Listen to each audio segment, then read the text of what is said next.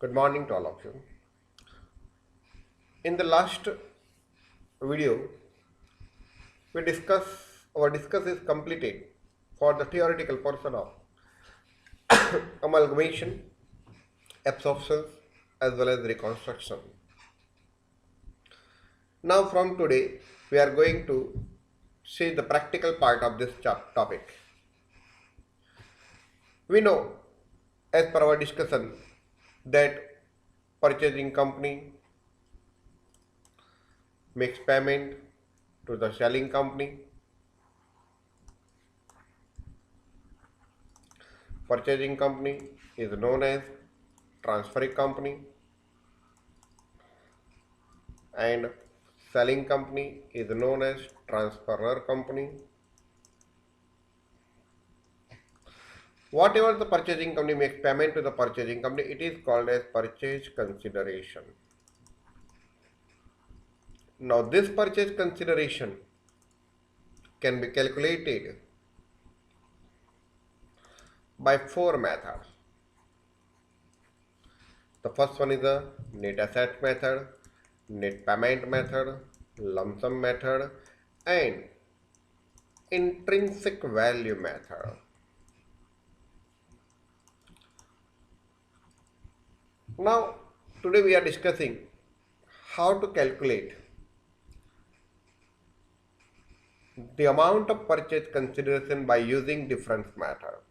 It's a short example is given in our pamphlet, and before one day I got the pamphlets from college also. Some short example they can issue for calculating the purchase consideration. There are 6 examples in the college pamphlet, and these 6 examples are totally different from our pamphlets. So our and it's a very interesting some new examples. It can't issued by any students to me, but it can issued by my friends from Baroda. So maybe whenever the students appearing their period they can't issue, yeah, after some period they can issue, and you are not attending this topic, it may be possible. Whatever, but at presently we have this pamphlet, so we can solve also this example. But first of all, we can solve our materials first example, our materials examples on the calculating the purchase consideration. What is the purchase consideration that we have to discuss? We have already discussed.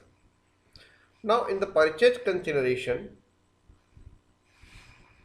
if you got this value, then on the basis of this, you can pass the journal entries in the books of transferee company or transferor company as per the information given in your example. You know what is the net assets, what is the net payment. This two method is most important. But in this year, there are 6 examples issued by college, and out of 6, 3 examples is of intrinsic value. So in this year they give importance to the intrinsic value also, which they doesn't give importance in the last years. So be careful about this method. This method's example should be asked in the long example. If they want to ask some short example for 5 to 6 marks, then according to my experience, they may be asked for example of the intrinsic value method. So now we start the examples as per our pamphlet. You have pamphlet. You see in your pamphlet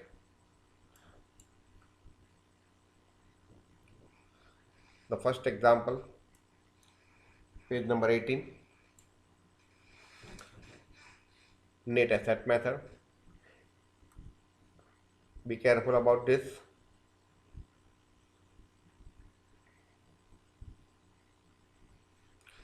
A limited take over the business of. अगर आपको याद आता हो तो मैंने आपको बोला था बिजनेस का मतलब all assets and liabilities. The business of A limited take over, A limited take over करता है तो A limited is a purchasing company. हम परचेजिंग कंपनी के बजाय उसका जो स्पेसिफिक नेम है ट्रांसफरिंग कंपनी बोलेंगे। The business of B limited means B limited अपना बिजनेस सोल्व कर रही है तो उसको बोलेंगे transferor company. Following the details of B limited, हमको किसकी डिटेल्स की जरूरत है? बी लिमिटेड की। तो उसकी डिटेल्स क्या है? 5 lakhs equity share of rupees 10 each. 5 lakhs equity share है तो उसको 10 से मल्टीप्लाई करो तो कितना आएगा? 50 lakhs rupees. Reserve fund 30 lakhs, non current liabilities 15 lakhs, non current liabilities 5 lakhs, non current assets 80 lakhs and current assets 20 lakhs। तो ये दोनों जो इंफॉर्मेशन दी गई है, this is about the asset side and the first 4 information is for liability side. Now make total 50 lakhs, 30 lakhs, 80 lakhs, 50 lakhs, 30 lakhs, 80 lakhs और ये 20 lakhs। तो total कितना हुआ? 1 करोड़ हुआ। और इसका भी टोटल कितना होता है? 1 करोड़ होता है। Means instead of given the balance sheet in this form you have to given in a vertical form. Okay, this is the horizontal form, but horizontal form में आपको बैलेंस शीट नहीं दिया है, वर्टिकल फॉर्म में दिया है। अब example में समझने की कोशिश करो।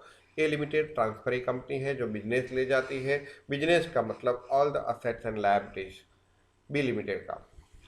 तो अब उसमें डिटेल्स दिया गया है। A limited to take over non current assets at a 10% above book value. Means जो नॉन करंट असेट्स है वो ए लिमिटेड ले जाती है। कैसे ले जाती है?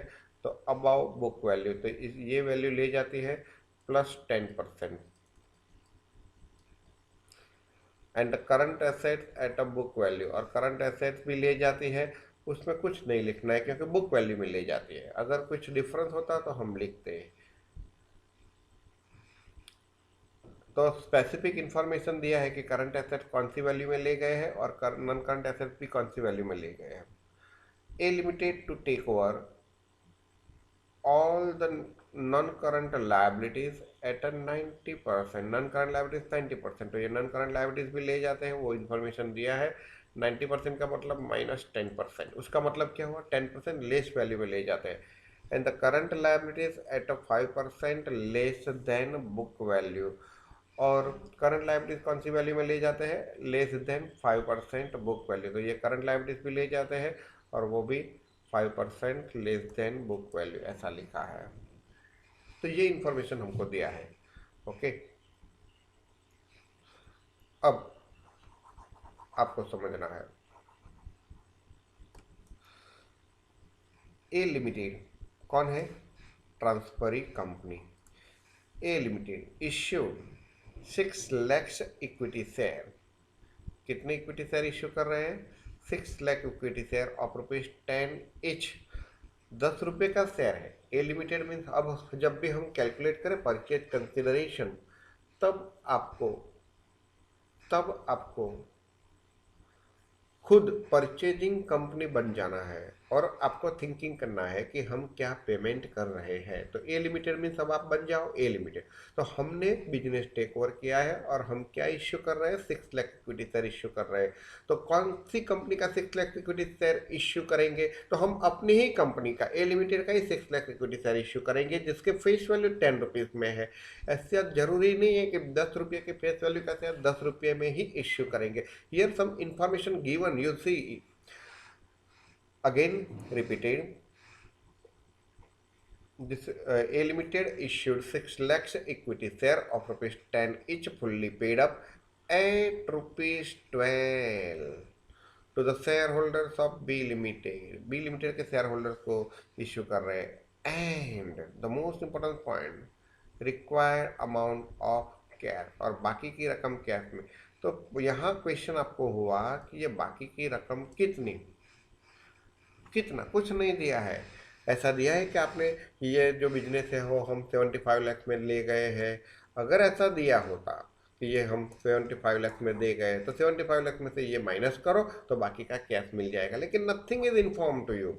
तो आपको क्या फाइंड आउट करना पड़ेगा, जब आपको, मैंने समझाया था आपको कि जब आपको एसेट्स की वैल्यू नहीं मिलती है, बिजनेस की वैल्यू नहीं मिलती है, कितना, तो आपको ऐसा समझना चाहिए कि परचेजिंग कंपनी जो पेमेंट दे रही है वो सेलिंग कंपनी की जितनी नेट एसेट ले जा रही है उतना ही पेमेंट देगी, उससे ज़्यादा भी नहीं देगी और उससे कम भी नहीं देगी। तो यहाँ नेट एसेट मेथड आई, वैसे तो यहाँ आपको हेडिंग दे दिया है तो आपको समझ में आ जाएगा।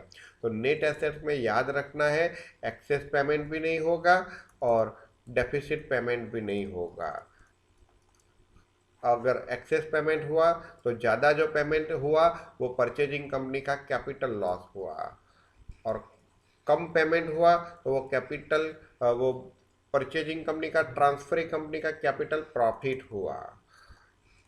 अगर कैपिटल लॉस होता है तो उसको हम गुडविल के हिसाब से ट्रेड करेंगे, और कैपिटल प्रॉफिट होता है तो उसको हम कैपिटल रिजर्व से हिसाब से क्रिएट करेंगे। लेकिन ये नेट एसेट्स में पॉसिबल नहीं है, क्योंकि आपको जो पेमेंट दिया गया है वो कितना देते हो आप, जितनी एसेट ले जाते हो इतना ही पेमेंट देते हो, ना इधर access nor deficit.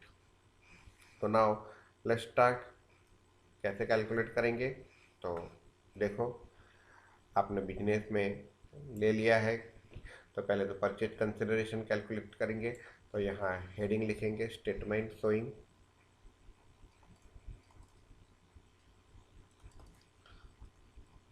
Amount of purchase consideration,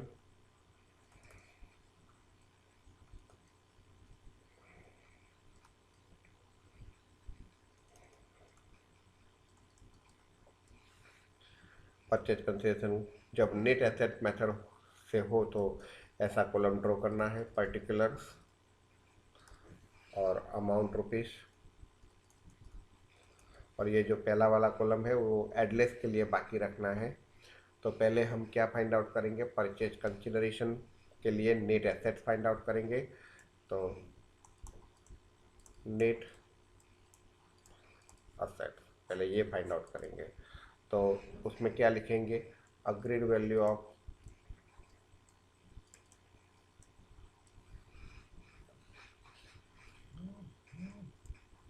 assets taken over by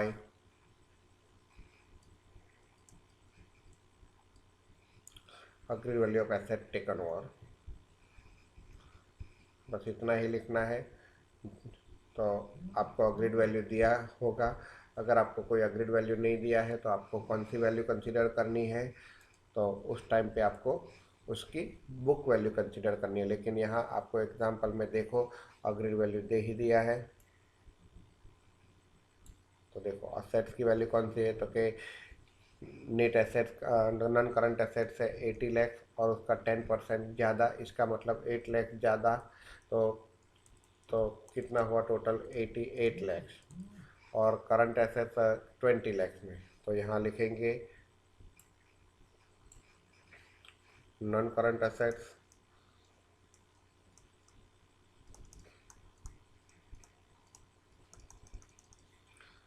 eighty lakhs,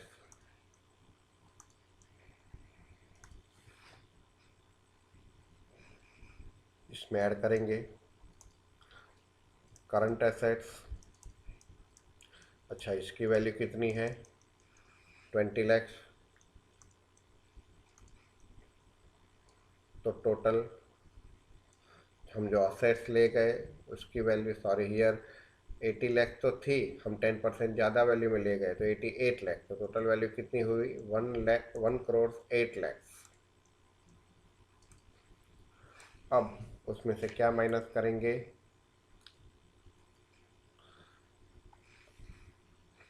तो agreed value of liabilities minus करेंगे, तो लेस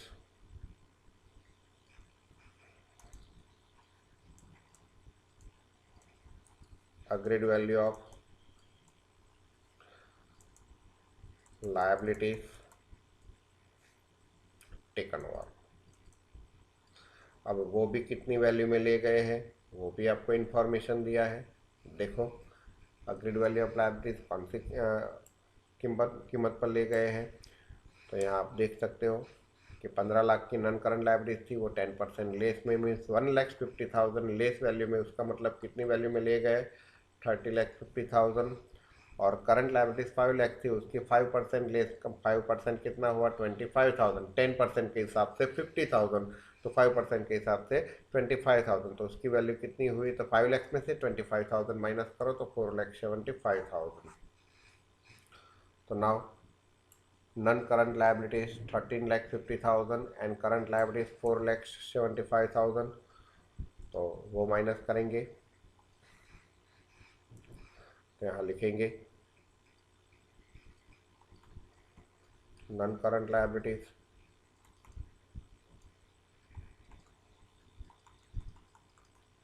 13,50,000 ब्रैकेट में लिखेंगे। जो भी माइनस करनी हो वो अमाउंट हम ब्रैकेट में लिखेंगे। फिर करंट लायबिलिटीज वो 5% लेस वैल्यू में है। यहाँ आपको ब्रैकेट में दिखाने की जरूरत नहीं है, आप टीवाई बीकॉम में हो कि ये कैसे रकम आई। हाँ, आपको समझने के लिए मैं आपको बता दूं कि ये रकम कैसे आएगी। कि ये नॉन करंट एसेट था तो 80 लाख था, उसका 10% ज़्यादा 8 लाख। ये 13,50,000 था, सॉरी 15 लाख था,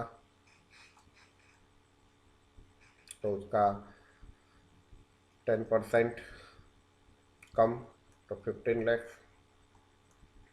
उसका 10% कम 1,50,000। इसका 5 लाख और उसका 5% कम 25,000।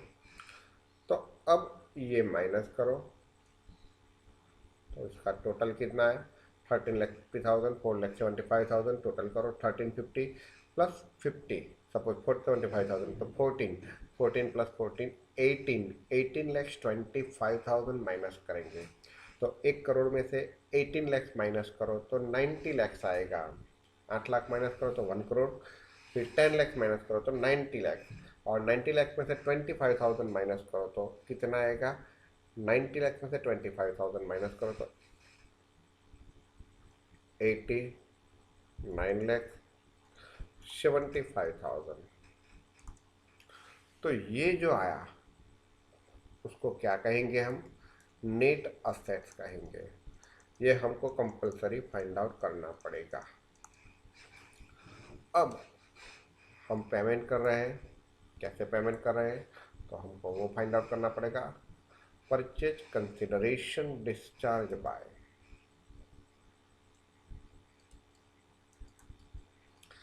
परचेज ऐसे ही लिखना है, पहले नेट एसेट फाइंड आउट करना है, फिर परचेज कंसिडरेशन डिस्चार्ज बाय। अब हम परचेज कंसिडरेशन कैसे डिस्चार्ज कर रहे हैं, तो इसका इंफॉर्मेशन आपको एग्जाम्पल में दिया हुआ है। देखो क्या दिया है,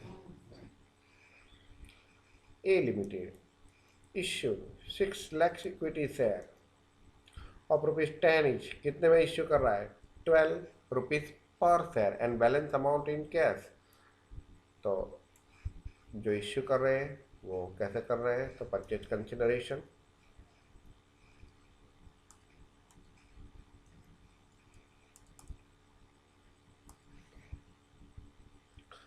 तो हम इश्यू कर रहे हैं, मैंने आपको समझाया परचेज कंसिडरेशन जब भी कैलकुलेट करो तो as a purchasing company calculate करो।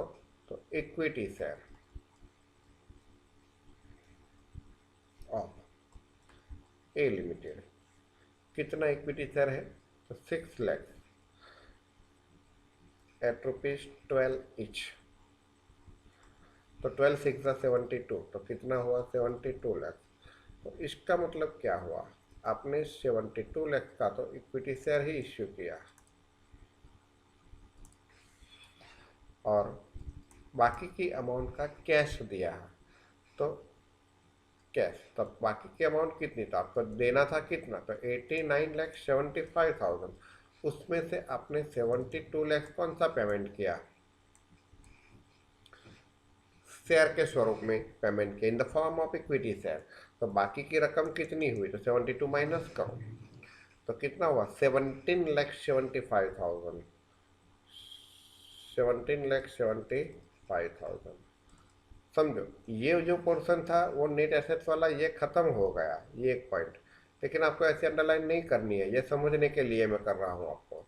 ये नेट एसेट्स फाइंड आउट कर ली, अब उसके हिसाब से हमने ये पेमेंट फाइंड आउट किया कि अब कैश का पेमेंट कितना। अब इसका टोटल करो, इन दोनों का, टोटल का नहीं, इन दोनों का ही, तो कितना होगा, कंपल्सरीली 89,75,000। इसको बोलेंगे amount of purchase consideration. Amount of purchase consideration. तो इस तरह से हम परचेज कंसिडरेशन कैलकुलेट करेंगे। वैसे ही आपको दूसरा एग्जाम्पल दे दिया है, तो वो भी हम कैलकुलेट करने जा रहे हैं। आपके पैम्पलेट में ऑलरेडी उसके बाद वाला एग्जाम्पल है, आप देख लो।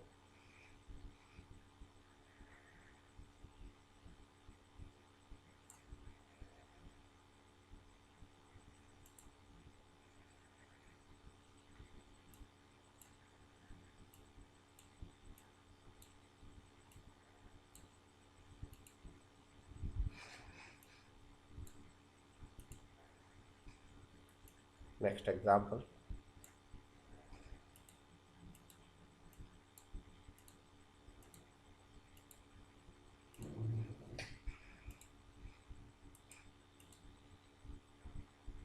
क्या है देखो,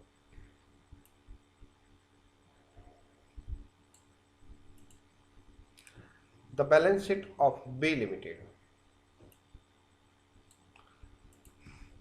क्या लिखा है देखो, the balance sheet of B limited. B limited की बैलेंस शीट दी गई है। Consider consisted the following, non current assets, current asset, तो ये बैलेंस शीट की एसेट साइड हुई।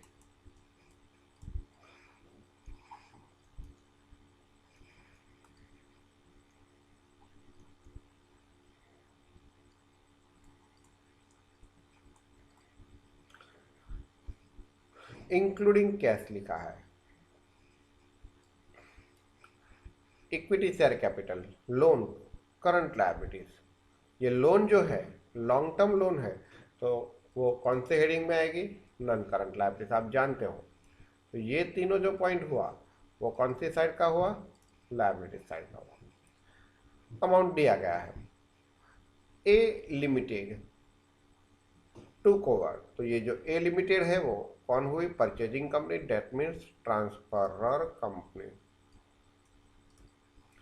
किसका बिजनेस ले जा रही है, बी लिमिटेड का, तो वो कौन सी हुई, ट्रांसफरी कंपनी, ऐसे शॉर्ट में भी लिख सकते हैं।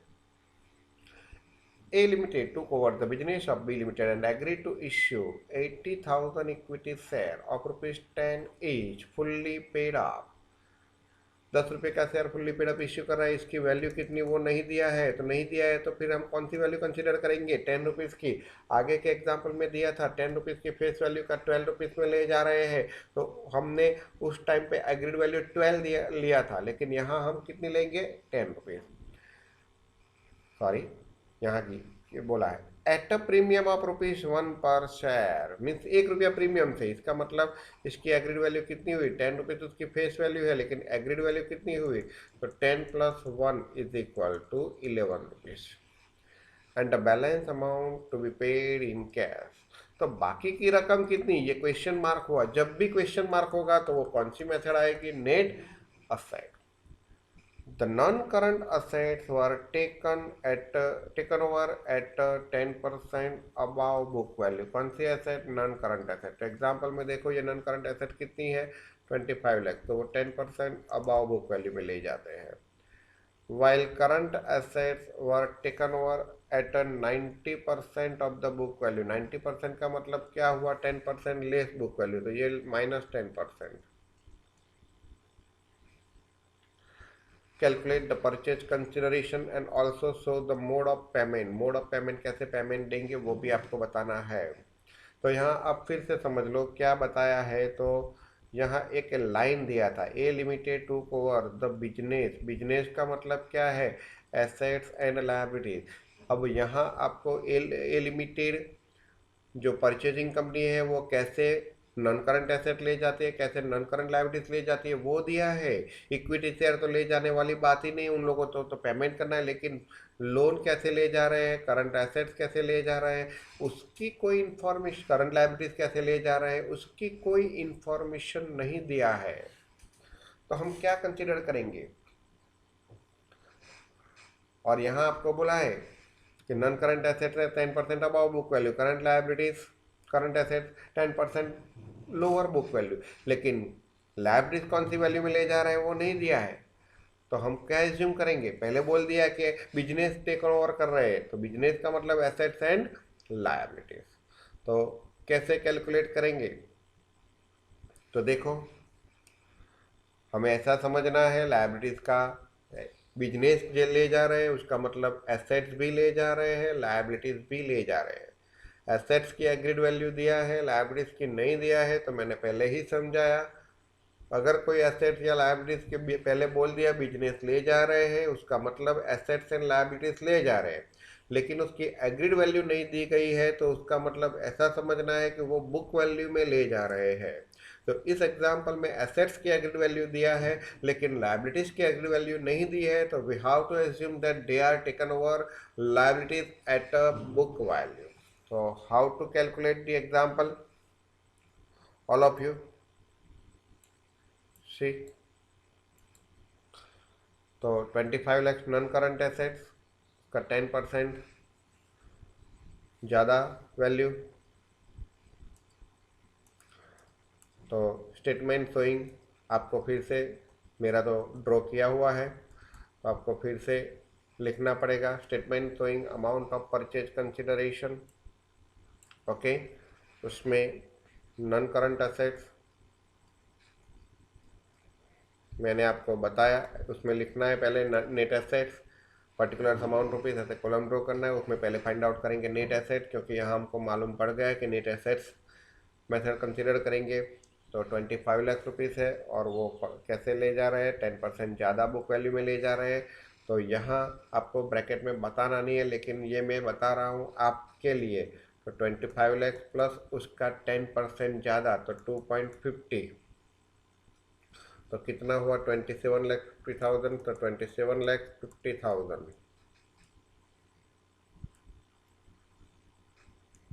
27,50,000 उसमें हम ऐड करेंगे करंट असेट्स। अच्छा, वो कौन सी बुक वैल्यू में ले जा रहे हैं करंट एसेट? तो 15 लाख की बुक वैल्यू है, लेकिन वो कैसे ले जा रहे हैं? 10% लेस में। तो 15 लाख माइनस 10% कितना हुआ? 1.50। तो 15 लाख में से 150 माइनस करो तो 13,50,000। तो उसका टोटल एग्रीड वैल्यू कितना हुआ? 27 प्लस 13 40 प्लस 50 1 लाख, तो 41 lakh.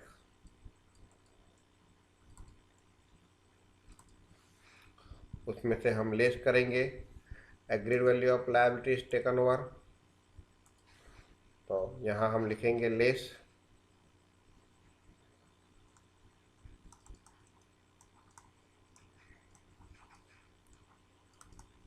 agreed value of liabilities taken over।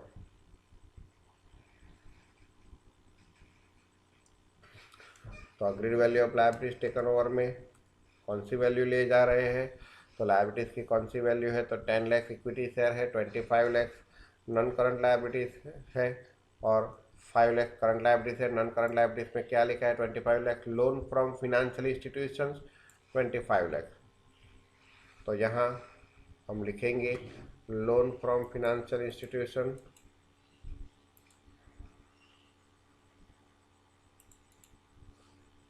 One minute.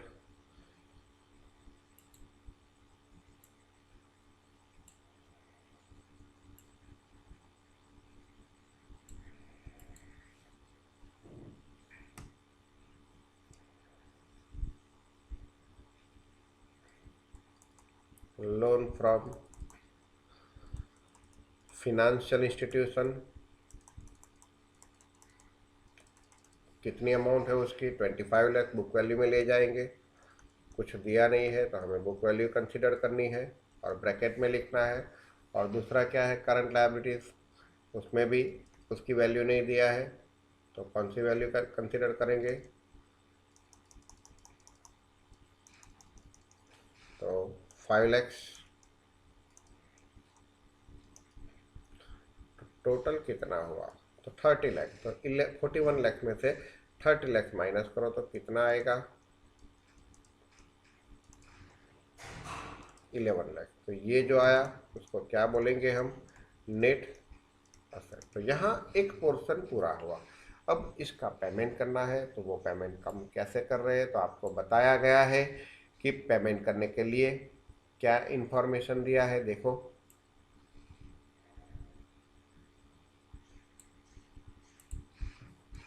A Limited took over the business of B Limited and agreed to issue 80,000 equity share of ₹10 each। कैसे दिया है, एट अ प्रीमियम ऑफ ₹1 पर share. इसका मतलब 80,000 into कितना consider करेंगे, ₹11। और बाकी की रकम क्या इसमें कंसिडर करेंगे, तो अब हम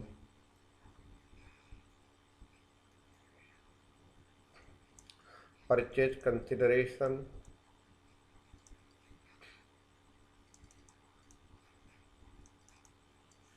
डिस्चार्ज बाय,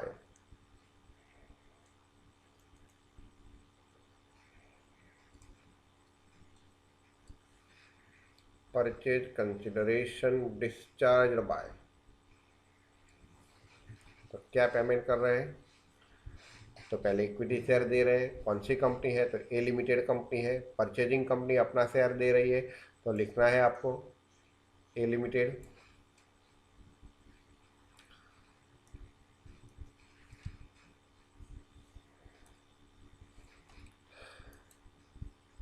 डिटेल्स भी लिखना पड़ेगा,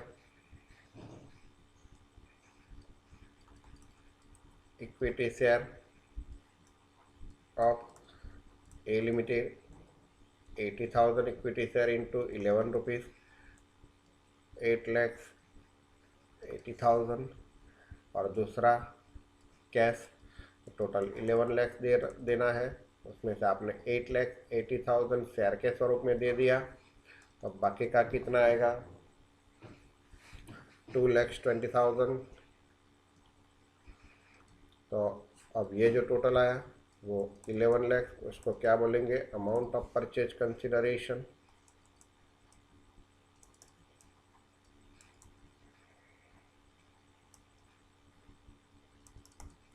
तो यहाँ आपको जो परचेज कंसिडरेशन कैलकुलेट करने का बोला था वो यहाँ ख़त्म हो गया, लेकिन आपको दूसरा बोला है मोड ऑफ पेमेंट। देखो आप टेम्पलेट में देख सकते हो क्या बोला है आपको, mode of payment, calculate the purchase consideration, तो वो आपने कैलकुलेट कर दिया। और दूसरा क्या बोला है, show the mode of payment. तो ये मोड ऑफ पेमेंट क्या है, मोड ऑफ पेमेंट मीन्स आप पेमेंट में क्या क्या दे रहे हो वो ही मोड ऑफ पेमेंट बताएंगे। तो ये दूसरा पॉइंट, मोड ऑफ पेमेंट।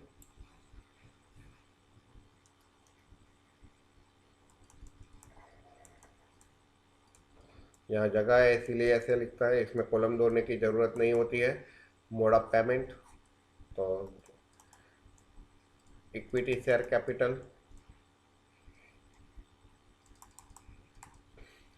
कितने रुपीस का मोड ऑफ पेमेंट है, इक्विटी शेयर कैपिटल 8,80,000। उसमें आप देख सकते हो ऐसा लिखना होता है, शेयर कैपिटल, तो 8 लाख इंटू 10 मीन्स, अरे सॉरी,